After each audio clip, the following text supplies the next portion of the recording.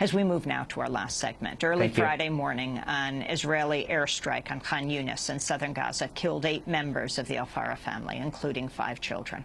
The house was apparently hit by a rocket, causing the family and their neighbors to run onto the streets. Another rocket or missile reportedly struck the household's members as they were fleeing.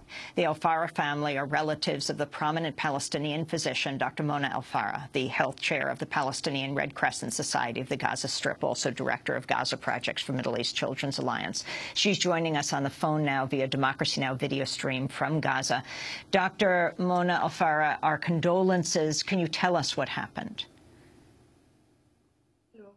Thank you for the interview. It was 2:30 in the morning when the first rocket hit the house, as you have said. If you could speak as loudly as you possibly can, because we're having trouble hearing you. Yeah, it was 2:30 in the morning that day, and the first rocket hit the house. Then the father, who is my second cousin, and the children and the rest of the family were trying to leave the house into the street, where the second or missile has hit. They are trying to leave the house. So it was not 8; it was 9 people who were killed, and many injured. And one of my second cousins, she is very pregnant. She lost her baby in the hospital. The children were in their pajamas, and I don't think my cousins and their grandchildren were human shield for Hamas or anybody. For me, it's very devastating, but my family is not different from any other family.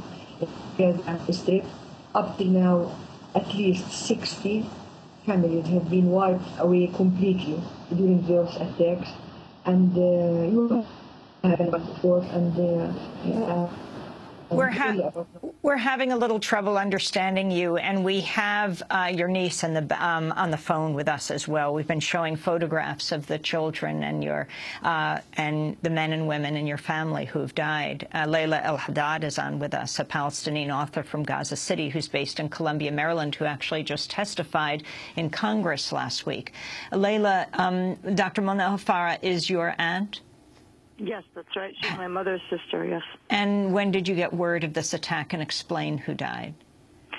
You know, even though I've been very active on social media and Twitter throughout this ordeal, I actually learned about this. I woke up that morning, and my inbox was flooded, and I was receiving dozens of text messages and Facebook and so forth.